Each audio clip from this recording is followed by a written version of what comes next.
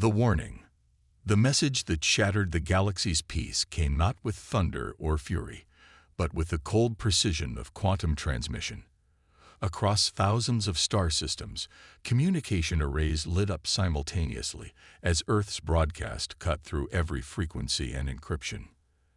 Admiral Sarah Chen stood before the United Earth Defense Council, her weathered uniform bearing the subtle marks of someone who had seen humanity through its darkest hours. The holographic display behind her showed the faces of various alien species, the Collective, as they called themselves, their expressions ranging from dismissive to mildly concerned. "You have exactly 48 hours to withdraw your forces from the Perseus Arm." Chen's voice carried across the quantum channels, steady and unnervingly calm. "We will no longer tolerate the exploitation of developing worlds under the guise of guidance." The Collective's High Chancellor, a towering figure with crystalline features, let out what passed for laughter among his kind. "Earth's representatives grow bold," he said, voice dripping with condescension. "Perhaps we have been too lenient with your species. You forget your place in the Grand Order." Chen's expression didn't waver. Behind her, hidden in the shadows of Earth's orbital platforms, hundreds of ships waited in perfect silence.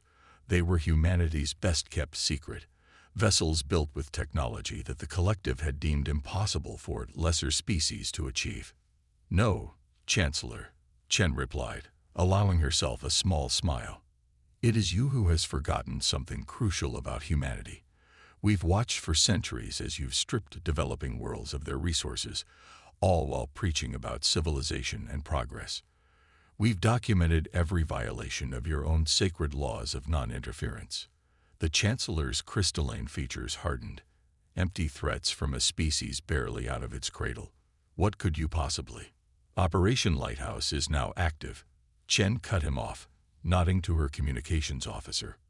Across the galaxy, on worlds that the Collective had written off as primitive or worthless, hidden human installations activated.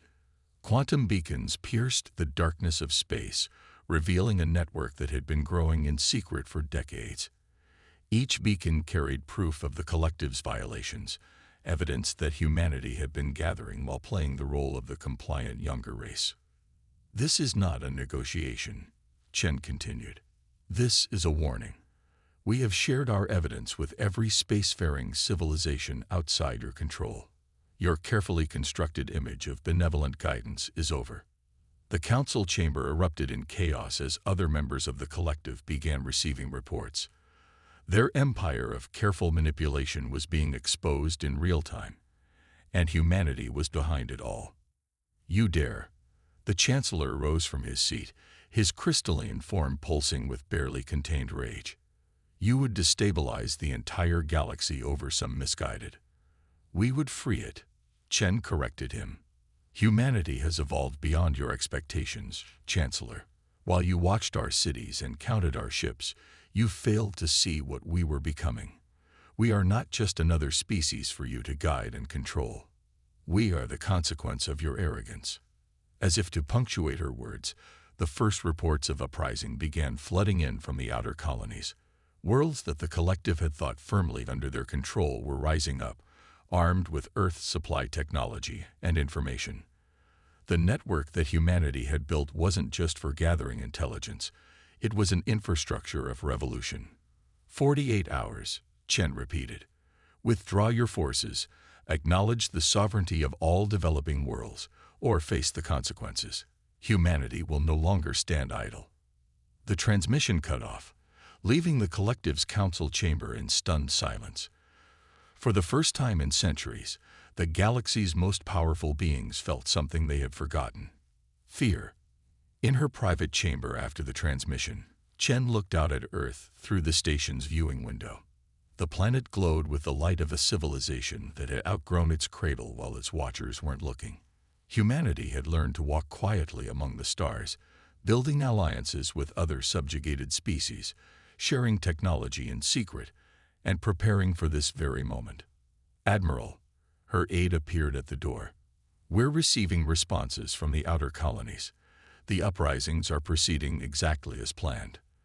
The Collective's control systems are failing across 3 sectors." Chen nodded. And our fleet. Ready on your command. The stealth systems are holding. They still have no idea what we've actually built out here. Good. Chen turned from the window. Because I suspect they won't take the warning. They've ruled too long to simply walk away. She picked up a data pad, reviewing the deployment strategies that humanity had spent years perfecting. But that's exactly what we've been counting on. Sometimes the best way to free the galaxy is to let the oppressors make their final mistake. As lights flickered across Earth's orbital platforms, humanity's hidden fleet remained in perfect darkness, waiting. They had spent generations preparing for this moment, building in secret, learning, growing stronger. The galaxy was about to learn that humanity had never been just another species to be controlled. They had been the architects of revolution all along. The warning had been delivered. Now, humanity waited to see if the collective would make their fatal mistake. Either way, the galaxy would never be the same again. Hidden forces. Deep within the collective's central archive, High Chancellor Vexer paced the crystalline halls, his form casting fractured shadows on the ancient walls. Reports from across the galaxy continued to pour in, each one worse than the last. The humans hadn't just been watching. They'd been methodically dismantling the collective's power structure for years. "Show me the Terran Development Index again," he commanded, his voice sharp with barely contained fury. The archival AI responded instantly, projecting a holographic timeline of human advancement. But this time, Vexer saw it with new eyes. What they'd dismissed as primitive technological stumbles had been careful misdirection. Every failed experiment publicly documented by human scientists had pushed the collective's observers to look the wrong way. While they'd watched humans struggle with basic antimatter containment in their public labs, an entire hidden network of quantum technologies had been growing in the shadows. "Chancellor," a voice interrupted his thoughts. One of his most trusted advisors, Ixel, entered the chamber. The usually composed being's outer membrane rippled with anxiety. "We've completed the deep scan of the Perseus arm. The human network. It's far more extensive than we initially believed." Vexer turned to face the projection Ixel had brought. It showed thousands of quantum nodes hidden in what they'd thought were dead systems. Each node was a testament to human ingenuity, powered by artificial quantum singularities, technology the collective had deemed impossible for younger races to achieve. "How?" Vexer demanded. "How did they hide this from us for so long?" "They used our own assumptions against us," Ixel explained, bringing up another display. "Their public research always stayed within expected parameters for their development stage. But look here." The display shifted to show energy readings from supposedly abandoned systems. They weren't just building in secret. They were using our blind spots, the places we deemed worthless, to construct something unprecedented. Meanwhile, aboard the Earth Defense Station Hyperion, Admiral Chen was meeting with her inner circle. The station's quantum shielding kept them hidden from the collective's increasingly desperate scans, allowing humanity's leaders to speak freely. "The collective's response ships are moving exactly as predicted," Dr. Maya Rodriguez, head of strategic operations, reported. Her holographic display showed the frantic movement of the collective's fleet. "They're spreading themselves thin, trying to maintain control over too many systems at once." Chen nodded, studying the tactical display. "And our allies. The Nexus array is fully operational," Commander James Liu responded, highlighting a series of points across the galaxy map. "The subjugated species we've been working with are ready. The moment the collective makes their move, we can activate the quantum communication network. Every oppressed world will be able to coordinate their resistance simultaneously." What the collective didn't know, what they couldn't have imagined, was that humans hadn't just been building weapons or ships. They'd created something far more dangerous: hope. Every world the collective had dismissed as primitive or worthless had become part of Earth's hidden network of allies. "Show me the Architect Protocol status," Chen commanded. The room's holographic display shifted, revealing humanity's masterpiece. What looked like random resource deployments across thousands of systems formed a pattern, a vast, interconnected web of quantum-entangled nodes. "It's beautiful, isn't it?" Dr. Rodriguez mused, watching the network pulse with hidden energy. They were so convinced of their superiority that they never considered we might surpass them in ways they couldn't measure. "Status update from the outer colonies," Commander Liu interrupted, reading from a quantum-encrypted feed. "The collective's control systems are failing faster than they can repair them. Their automated enforcement drones are being reprogrammed by our viral AI. Everything they built to control us is becoming a weapon against them." Chen allowed herself a moment of satisfaction. Humanity had learned early on that they couldn't match the collective's raw military might. So they'd chosen a different path, one that turned the enemy's own infrastructure against them. "They'll make their move soon," Chen said, studying the tactical display. "The collective's entire power structure is built on the myth of their technological superiority. Once that's threatened, they'll have no choice but to respond with force. And walk right into our trap," Dr. Rodriguez added, a grim smile on her face. The display showed another wave of uprising reports from distant systems. The collective's empire was being challenged not by a superior military force, but by the very beings they'd considered too primitive to be a threat. Humanity had given them the tools and knowledge they needed, all while maintaining the illusion of technological inferiority. In his crystal chamber, Chancellor Vexer received the latest reports with growing horror. The humans hadn't just built a hidden fleet or developed advanced technology. They'd created an alternative to the collective's entire system of control. Every subjugated species now had access to quantum communication technology that bypassed the collective's carefully controlled networks. "The 48-hour deadline approaches," Chancellor Ixel reminded him. "What are your orders?" Vexer's crystalline form pulsed with dark energy. "Ready the purification fleet," he commanded. "If we cannot control them, we will make an example of Earth that the galaxy will never forget." But as the collective's ships began to move, hidden sensors watched their every action. Humanity had spent generations preparing for this moment, and the collective was about to discover just how costly underestimating humans could be. The first strike. The collective's purification fleet emerged from quantum space above Earth, a vast armada of crystalline ships that filled the sky with artificial constellations. Their arrival was meant to be overwhelming, a show of force designed to crush any hope of resistance. Instead, they found empty space. Earth, its orbital platforms, and its defense fleet had vanished. Chancellor Vexer's voice crackled across the command network. "Find them. They must be using some primitive cloaking technology. Begin planetary bombardment coordinates." His orders were cut short by a sudden burst of quantum static.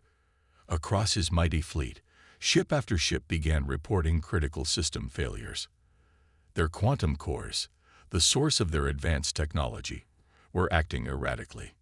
In the spaces between spaces, hiding in artificial quantum pockets that the collective had deemed theoretically impossible, Admiral Chen watched the chaos unfold. Humanity's fleet hadn't fled. They had shifted into a dimensional state that their enemies couldn't comprehend. "All ships report ready," Admiral Commander Liu announced, his holographic form stable despite their quantum-shifted state. "Operation Prometheus is active across all sectors." Chen nodded, watching as the collective's mighty ships began to drift, their crews struggling with technology that no longer obeyed their commands. This was humanity's true first strike, not with weapons, but with understanding. "Execute Phase 1, she ordered. Across the galaxy, quantum nodes that had laid dormant for years activated simultaneously. The viral AI that humanity had seeded throughout the collective's networks emerged from its hibernation. Every system the collective had built to maintain their control over the galaxy became a weapon turned against them. Their ship's quantum cores, the pride of their civilization, had been compromised years ago. Humanity hadn't needed to match their technological advancement. They had simply needed to understand it better than its creators did. Chancellor Ixel's panicked voice reached Vexer through failing communications. The humans, they didn't just hide their advancement. They found a fundamental flaw in our quantum architecture. Every system we've built on that technology is. The transmission cut off as another wave of failures cascaded through the collective's fleet.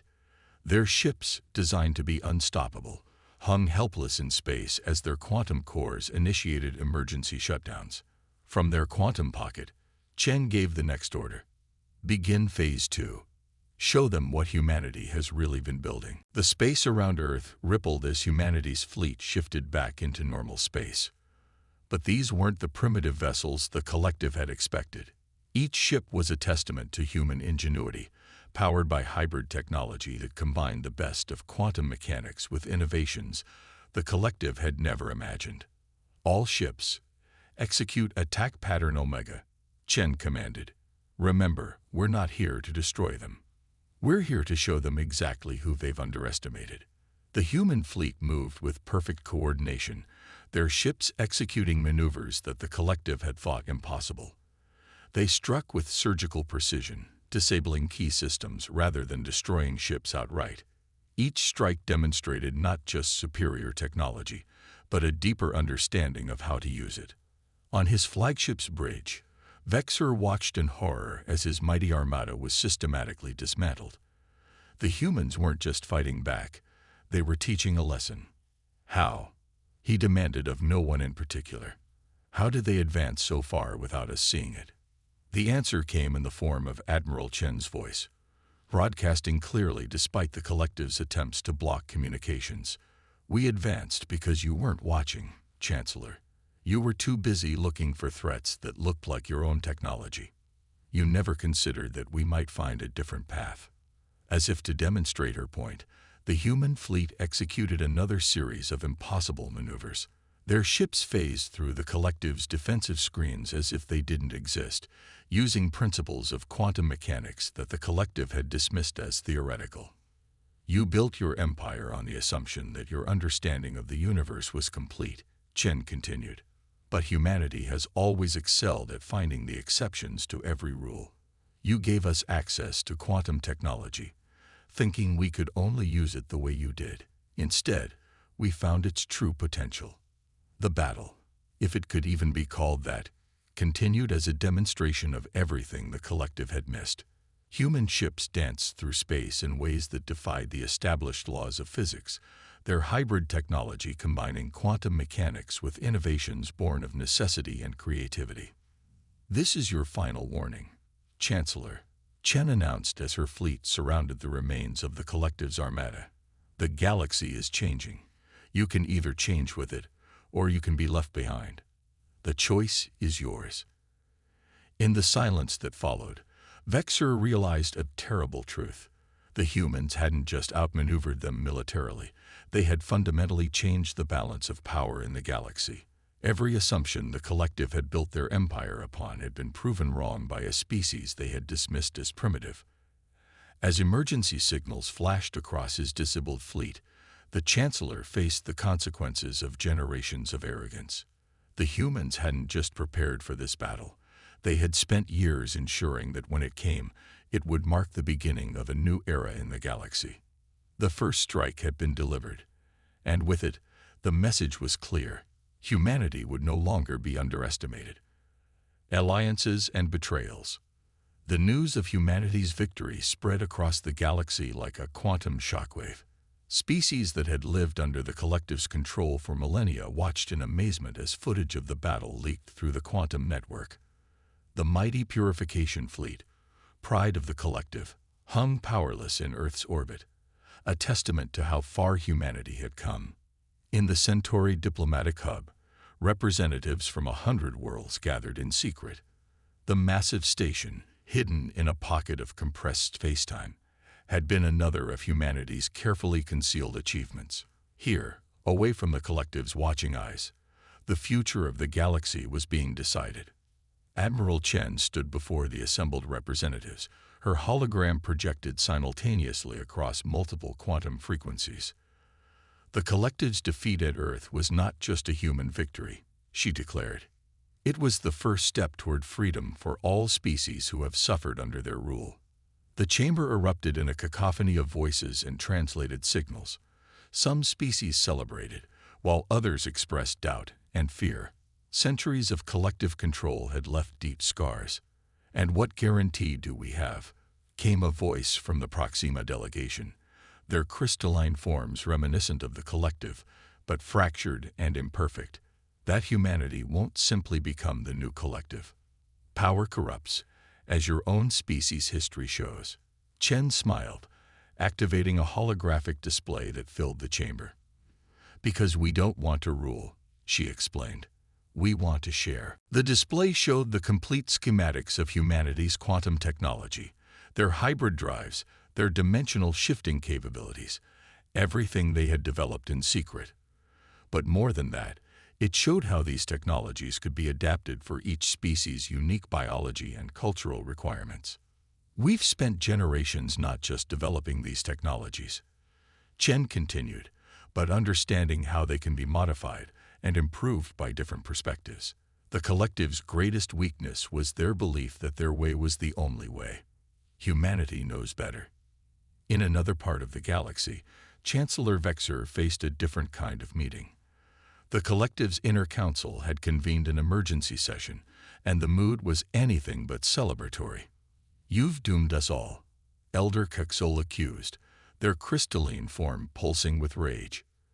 "Your obsession with maintaining control, your dismissal of the humans, it's destroyed everything we built."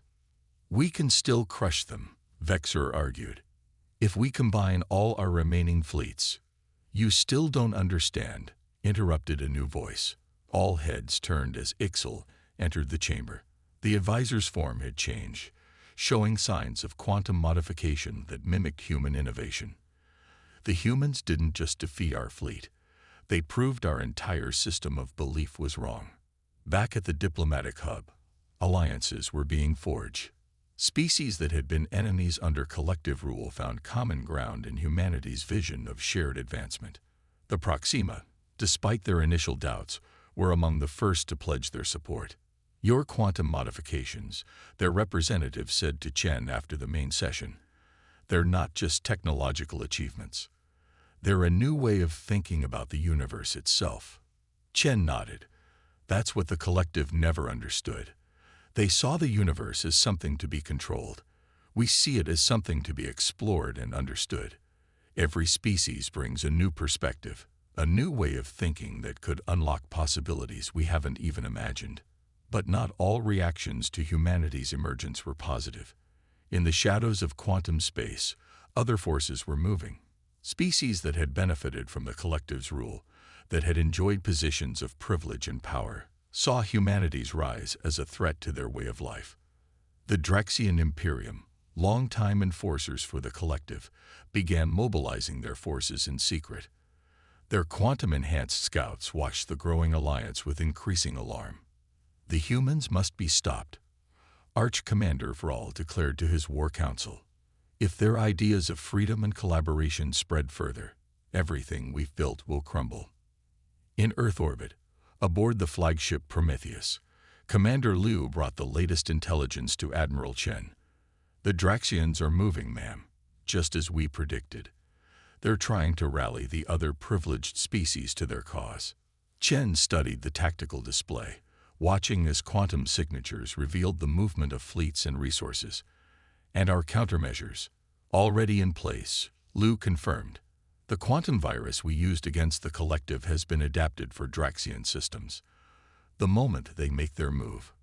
"Good," Chen nodded. "But remember, we're not fighting to destroy them. We're fighting to show them a better way." The galaxy was dividing into new factions, but not along the lines the collective had maintained for so long. Species that had been deemed primitive were revealing advances they had developed in secret, inspired by humanity's example. Others, long thought loyal to the collective, were beginning to question centuries of doctrine. As the alliances shifted and the betrayals mounted, one thing became clear: humanity's victory over the collective had been just the beginning. The real challenge would be building something new from the ashes of the old order, something that could unite the galaxy not through force or control, but through cooperation and shared discovery. In her private quarters, Chen looked out at the stars, knowing that somewhere out there, both allies and enemies were preparing for what would come next. Humanity had shown the galaxy what was possible. Now they had to prove they could deliver on their promises. Revolution's dawn. The Draxian attack came just as Earth's quantum sensors had predicted. Their fleet emerged from dimensional space in perfect attack formation, weapons primed, expecting to catch the fledgling alliance off guard. Instead, they found themselves facing not just humanity's forces, but ships from a dozen liberated species, all enhanced with hybrid quantum technology. Admiral Chen watched from the Prometheus's command deck as the Draxian fleet realized their mistake. Their quantum communications were already compromised, their supposedly superior weapons rendered useless by the same viral AI that had defeated the collective. "Your reign of privilege ends today," Chen broadcast across all frequencies. "But unlike the collective, we're offering you a real choice." The main display showed the Draxian flagship, its crystalline structure glowing with frustrated energy. Arch Commander Varel's response came through clearly, though his voice betrayed his shock. What choice could you possibly offer?" "The same choice we've offered everyone," Chen replied. "Join us, not as subjects or rulers, but as equals. Your species' understanding of quantum crystalline structures could help us all advance, or you can fight us and learn the same lesson the collective did." Across the galaxy, similar scenes were playing out. Species that had once been bitter enemies found themselves working together, combining their unique perspectives to solve problems that had stumped the collective for millennia. The quantum network that humanity had built became a conduit not just for communication, but for sharing knowledge and culture. In the Centauri hub, Dr. Rodriguez presented the latest breakthrough to an assembled council of scientists from 20 different species. By combining Proximan crystalline theory with Draxian quantum matrices and human innovation, she explained, "We've discovered a way to stabilize dimensional rifts that the collective thought impossible to control." The implications were staggering. Stable dimensional rifts meant new forms of travel, communication, and energy generation that would benefit all species.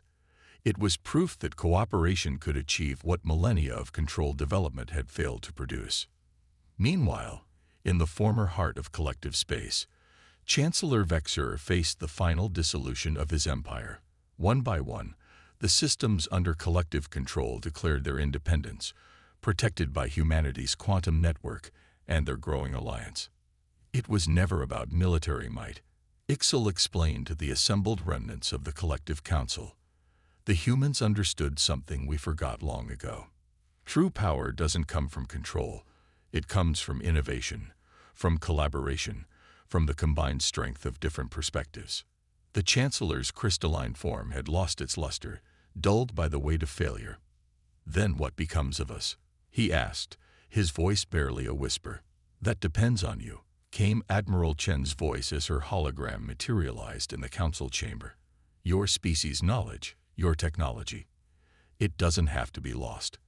But you have to be willing to share it, to let it evolve and change through contact with others. The galaxy is entering a new age.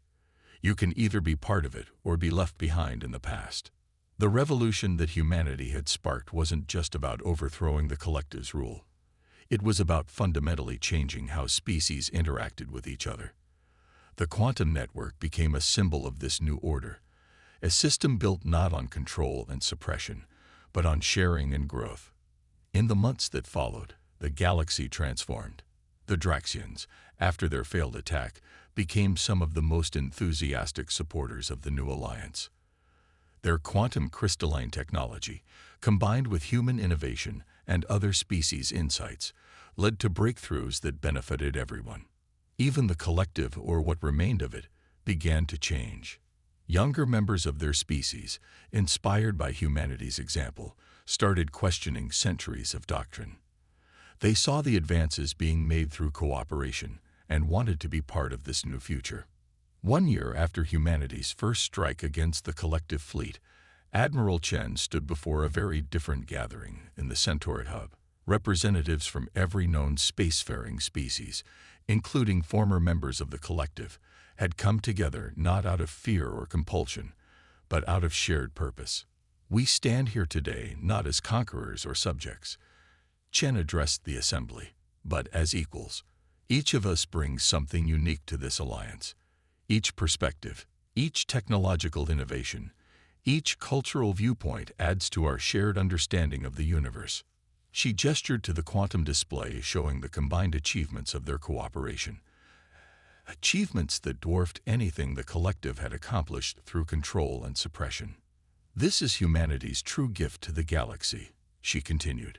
Not our technology, not our military strength, but our understanding that true advancement comes from working together, from sharing knowledge, from combining our strengths rather than exploiting each other's weaknesses.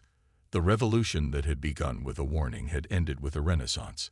The galaxy had learned that humanity's greatest strength wasn't their hidden technology or their tactical brilliance. It was their ability to bring others together, to see potential where others saw only limitations. As the assembly concluded, Chen looked out at the representatives of a truly united galaxy. The stars seemed brighter somehow, full of possibility rather than threat. The collective's fatal mistake hadn't just been underestimating humanity. It had been underestimating what all species could achieve when they worked together. The dawn of this new age was just beginning, and its light would reach further than anyone had imagined possible.